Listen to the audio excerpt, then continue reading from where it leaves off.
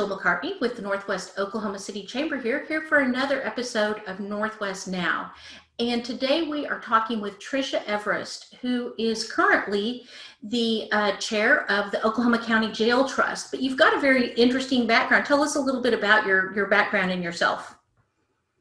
Well, Jill, thank you very much for having me to come on and be part of the discussions that you are providing outwardly. I sure appreciate all that you're doing. As I said in our pre-meeting, you keep things relevant and you keep people engaged, even in this time of technology. So I certainly do serve as one of the trustees of the Oklahoma County Criminal Justice Authority, known more as the Jail Trust. And from that role, probably one of my North Stars is if someone makes it to county and we haven't diverted them ahead of time, then we need it to be a positive interruption in their life so that they don't come back to the front door. And then those that are a danger to themselves or others, they either get the appropriate help or they go through the system, and we build systems of care. I don't want anyone to have to come back to the front door again. So that's probably one of my North Stars in that position. And it really relates well with anything else that I've been able to be a cheerleader for or be a part of, whether it be with trauma, diversion. You've been working with really justice reform for decades, or in different capacities. So tell us a little bit about those things. Thanks, Jill. So the greatest professional job I had was representing the state of Oklahoma and working at the Attorney General's office. In 2010, 2011, my volunteer opportunities or engagements to start projects at that time, primarily Remerge, and other programs into mental health and addiction were going to take more time. So being a steward of the taxpayers' dollars, I took a leave of absence and have never gone back, but I do hope every once in a while if something changed, I could go back, because representing the state is a huge honor and service that most don't know what happens. And so building Remerge, sober high schools, and recognizing that we have had, why are there cycles of abuse and addiction and incarceration? And a lot of it is we weren't going up the river. We weren't recognizing all of the different factors and being able to provide wraparound services. One of my goals with that is what happens to the children? I mean, you can't just lock a woman up for 20 years to life. What happens to the children? And fortunately, many community leaders, many players are coming to the table and have been, to really recognize how important it is to be smart on crime and not tough on crime like we used to be, not only Oklahoma, but as a nation. And from my perspective, we are in the forefront of really progressive change. I recognize that people still comment that we're number one or we sentence the longest, but to me, those are problems we have had that no longer exist today, that we have more transparency and more ability to provide those wraparound services to have responsible reform so that the individuals, as I said, won't show up at the county jails again or be a feeder back into the Department of Corrections.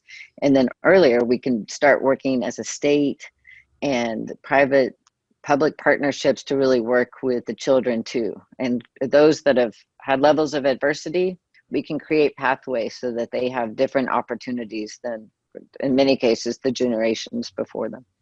So Remerge was established really generally 10 years ago, where 25 agencies came together. There was legislation by Chris Steele and Todd Lamb that were allowing for a diversion program. So in Tulsa County, we have a sister program called Women in Recovery, otherwise known as, or locally known as WEIR, and Remerge. And the 25 agencies that came together to build Remerge focus only on mothers. So that's one significant difference, is that Oklahoma County only takes moms. And the second biggest difference between Oklahoma and Tulsa County is that if the individuals complete the program and graduate, then their charges are dismissed.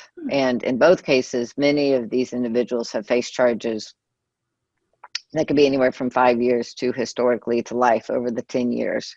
I think in the more recent years, the charges aren't, or the penalties aren't as long, but generally speaking, they're facing a lot of time. So Remerge graduates have all of their charges dismissed, which is a really huge carrot and inspiration to be a part. And so who are the women of Remerge?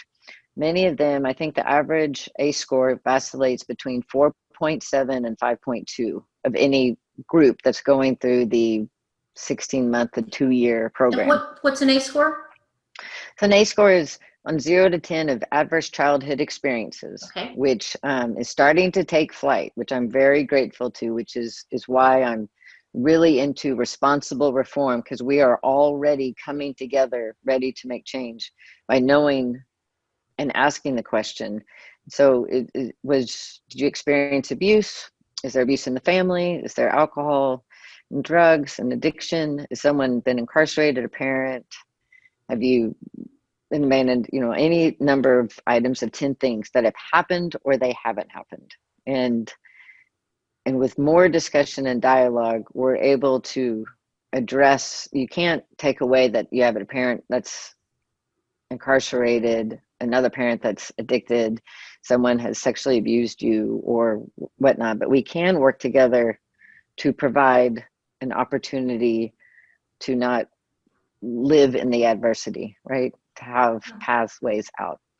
So the Remerge women come, generally speaking, they have a high likelihood of reoffending and a high need, whether it be trauma, addiction, mental health, abuse, and many times a combination of all of them. So Remerge comes together and they have partners that work with domestic violence abuse, that in many cases, in almost most cases, they've experienced abuse of some form, whether as a child and or as an adult. We recognize that not all were able to, some of them were the first one to graduate from 8th grade. Mm-hmm. Some of them might have had more education, but because of addiction, got stuck and stopped. And so whatever grade level they were, we get them to the next level and help create a plan kind of outward and get a job and find stable housing, bring their families back if the kids haven't been able to be with them, because they have been, criminally charged and have spent time in jail. So being able to have that wraparound services, I look at some of those graduates over the years and, oh, Jill, it just makes your heart, in your wildest dreams, when you see someone at a Remerge graduation, you would never have guessed what their mugshot looked like, or you never would have guessed that they had grown up without a parent, or you just watch these individuals become the butterflies that they are, and we come together and help. Remerge and Women in Recovery alone, in the last several years, have, latest numbers that I got a hold of, diverted 800 women from going to prison.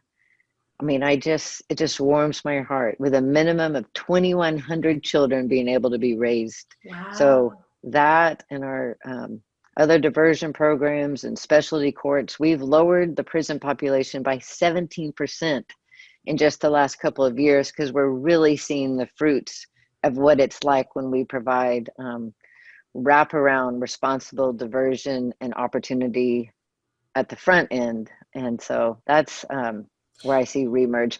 Since it's been around them for 10 years, of those ladies who have successfully completed the program, does anybody reoffend after that, or what's going on? We have about 6%, and I'm pretty sure that Tulsa County has nearly about the same. And also, as a point of reference, 7 out of 10 will graduate. So one might need to be in prison. Many times if you ask someone, they'll say, I didn't change my life until I was here. Now I see life differently. So sometimes we are just planting seeds, but we are absolutely looking at, especially high need, high likelihood of reoffending, habitual crimes. And then, and a couple others might just leave for other reasons, but find some other form of recovery or be able to succeed through some other program. But okay. So we're really, really pleased that 7 out of 10 come through and 6%. So then Palomar. So Palomar came about in 2015. Kim Garrett worked with the Oklahoma City Police Department and Victim Services and really researched what it's like when we have collective groups come together and be able to create a one place, a family justice center. So I don't want to go into too much details with that per se, except that the victims of domestic violence and sexual assault and strangulation, domestic strangulation, Kim would describe that we handed out brochures from the police department and said, good luck, but there wasn't any response. There wasn't any follow-up. And we're just sending out victims without any resources and tools. So the Family Justice Center, the city of Oklahoma City came together. And I like to think that recognizing how many agencies came together to build Remerge, that every partner came together. So we opened in 2017 with 15 different agencies. So we had legal aid, YWCA advocates, and sexual assault nurses, the Oklahoma City Police Departments, detectives in domestic violence, Department of Human Services, child welfare. You have these individuals coming together, and this is frightening on efficiency. What would take 7 weeks of phone tag for a detective, an advocate, and a lawyer to discuss one case could happen over 7 weeks. And now people were seeing within 7 minutes. These professionals that had been operating different pockets of the system had never met each other in person until now. And then it gave relevance to like knowing what Jill does and what the chamber does, and knowing what Tricia Everest does as a cheerleader for promoting coming together and making true change, to what someone else does. When you're sitting at the table, we're able to find and identify gaps and come together with solutions, because each pocket has its own expertise. And one of the pockets that came is, at the time when we opened, no one was speaking out loud about adverse childhood experiences or ACEs. And so we really recognize, because we take the whole family. And when you see the children that are acting out with trauma, child development specialists were saying, I don't know what to do with that. We're like, well, this is their reality. Like, and recognize that we need to start changing that. And there's many partners across the state, and certainly the First Lady has taken it upon one of her strongest initiatives to really propel what we can do once we recognize, and then we don't just ask someone what their adversity is, but we together come up with ways to create pathways to recognize, identify, and not punish someone, but find out what's going on with them, and recognize that behavior, that there's more to it, and really get to the root cause and allow people to have the space to, that we care enough to look beyond the scenario and start treating people differently earlier. So that's one thing. But for the victims of domestic violence, sexual assault, human trafficking, bullying, cyberbullying, stalking, Palomar has been an incredible resource. In our first year, we had thousands and thousands of unique clients come through, and their children. So there was definitely need. In 3 years, we had 35 agencies work together, from federal, state, local, county, city, nonprofits, and it's a tremendous need. Jill, we're doing many things. Thank you to the chamber. I think one big difference that we've had in Oklahoma, especially Oklahoma County, and I give the chambers a lot of credit for this, is they've really engaged relevance in these topics to the businesses and individuals to know that they too can play a part of being part of the solution. And when we work together, that really makes a significant difference. So I appreciate that we have the programs that we do and that they continue to grow. State question 805, and kind of in your words, tell us the gist of what this is proposing to do. Well, in the general sense, I believe the intention of State Question 805 is to remove enhancements for various crimes that people don't believe have any violence to them or attached to them. And that would So a past act couldn't be used in creating sentencing, which would perhaps make a sentence in prison longer. So get rid of those enhancements. There's certainly a good intention. State Question 805 goes to, there's some unintended and some extreme dangerous flaws with it. It is not a statutory change.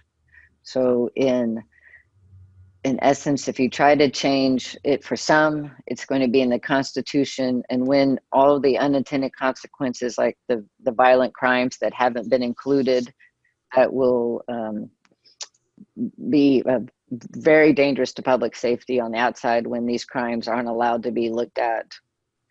And that you can't look at the past acts, because looking at domestic violence, that is a predatory, habitual, and when you strangle someone, we've learned that that's just a precursor, an appetizer to murder. That at one point you could look at cop killings, you could look at individuals with mass shooters, and you go back into history and they had somewhere in there strangulation. So it is not only to the families that they will harm and destroy, it's also probably one of the number one killers to those and to our public and to those that protect us. So these are serious crimes that will be not, that were considered not violent to the people that are in 4805.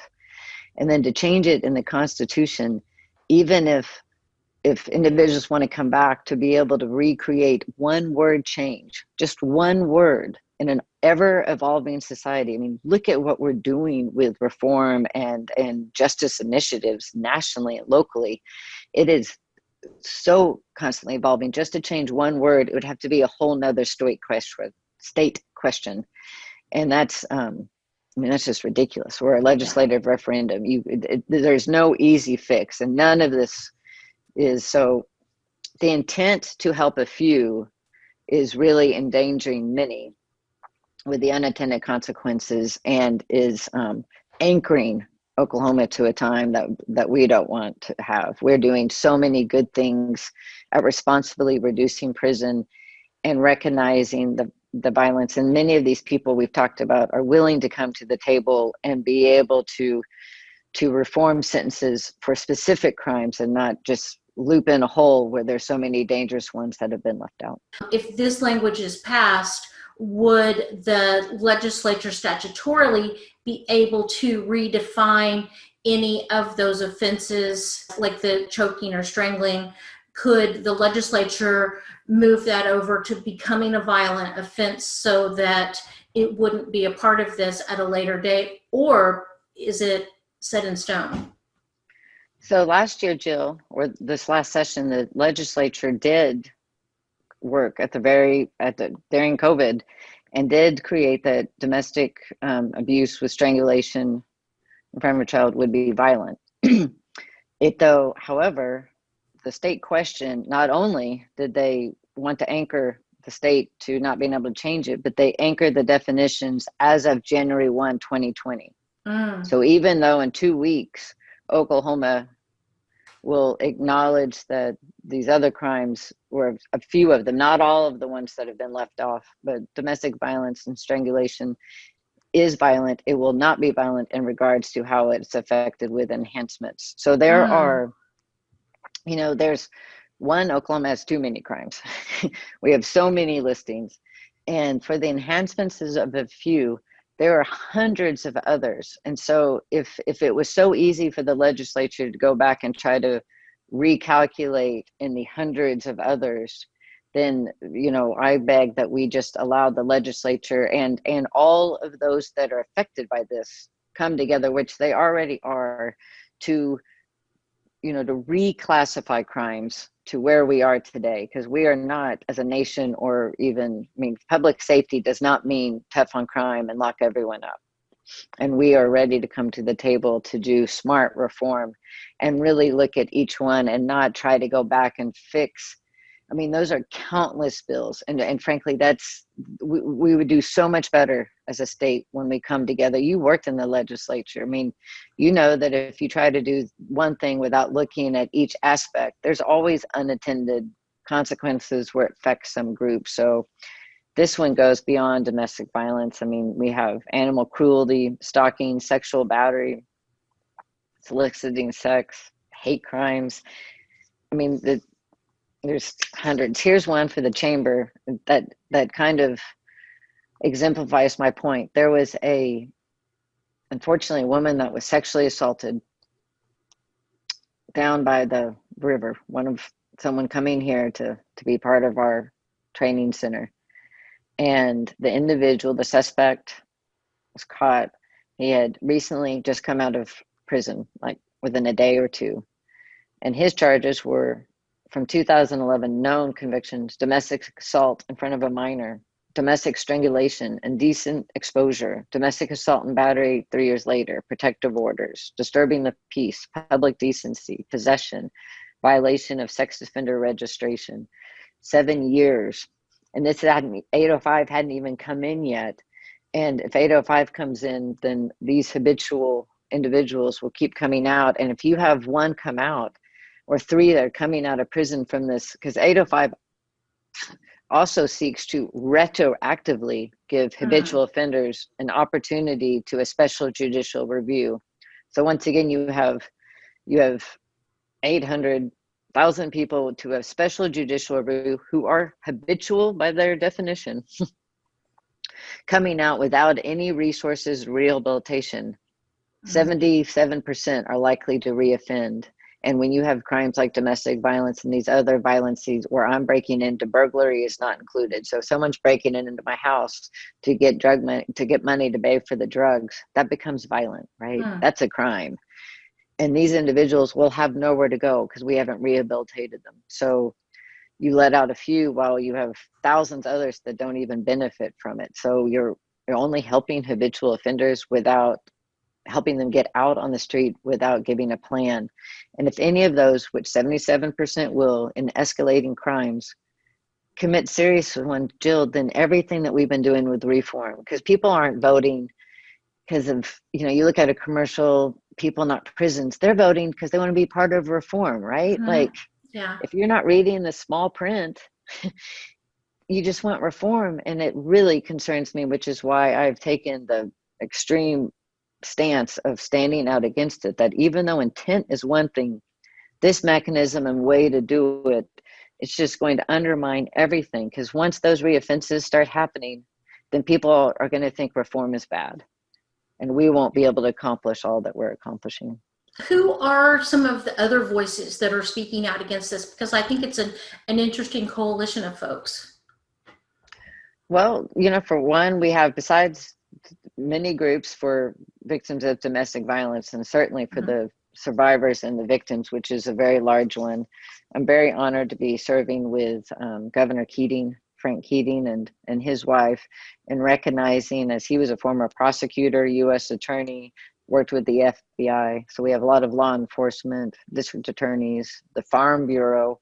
There's a lot of crimes against cattle that are ineffectively left out, and those can be devastating to families across this, particularly our rural counties. And so it's really kind of a broad base of recognizing there's just so many more unattended when you try to just help a few. We're not looking at the whole picture. The legislators are weary of casting a vote that can politically be deemed soft on crime. So we make a responsible reform, and my role in making and being a part of championing WEIR and our specialty courts. We have veterans courts, domestic, mental health, drug courts. In recognizing up the river and working at it, we're setting examples that give the legislature the cover that they need, so that when we also have, the governor and the attorney general both are working dutifully to reclassify and do sentencing change across the board, with having rural and urban public defenders, district attorneys, judges, victims, survivors, incarcerated individuals, mental health courts, all coming together to discuss these unintended consequences and work them out. And then when you start creating these packages, it really gives the legislature cover to be able to qualify it. So mine is, the more we focus up the river and use examples like Remerge or Veterans Court, the better that it gives the cover to be like, yeah, I can support that. Yeah, I can support that. So we'll sign off on more and more things. When special interests just present, I think that's when people feel that they can't take a stance one way or the other. So I work with groups to come up with solutions so that we can allow individuals to buy in, have a voice, and be heard. State questions completely usurp that process. And so I'm hoping that Oklahomans will vote no, so that those parties that it truly affects can be at the table to do this right. Several years ago, the 3 strikes and you're out was really big politically. Clearly, we need to do some things to right the situation. It's very dangerous. One last thought, because you brought up a good Yeah. one. The 3 strikes, you're out. There are many laws that were built in the 80s and 90s that have just skyrocketed our prison system. And then we went through a very tough on crime period as well. And again, I believe that these individuals are trying to create a problem we had in 2009.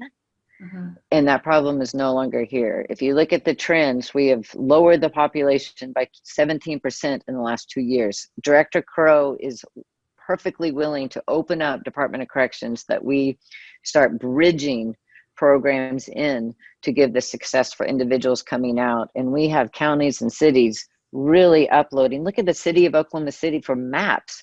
We invested probably $180 million, will directly impact the intake at the county jail by recognizing and creating. We have mental health, we have substance abuse, so we'll have more crisis clinics, substance abuse beds, rapid housing for the homeless, diversion hub. I mean, when we stop getting people to the front door, well, they're not going into prison, and we will dramatically watch that still drop. In Oklahoma County for 3 years with the Criminal Justice Advisory Council and all partners coming to the table, each year we've sent 200 people less to the Department of Corrections, 600 people, by having a community come together. That's responsible reform. So I think that State Question 805 comes from people who are still holding us back in time. And today I see that we are making a change, and I really urge voters to recognize that their part in the business community has really helped to responsibly lower the prison population.